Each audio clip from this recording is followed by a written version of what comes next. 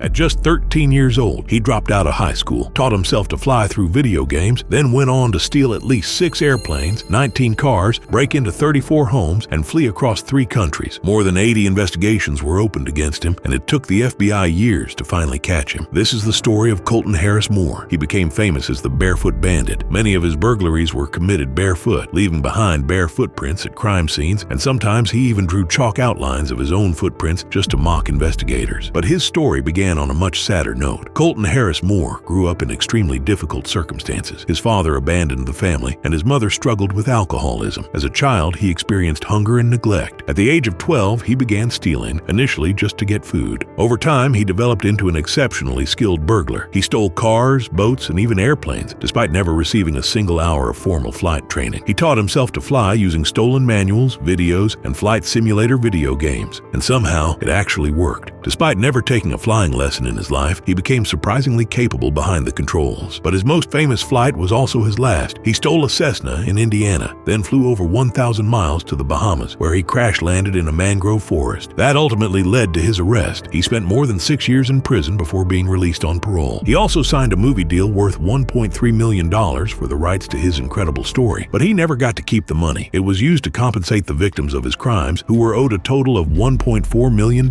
So even after the movie deal, he was still about $100,000 in debt.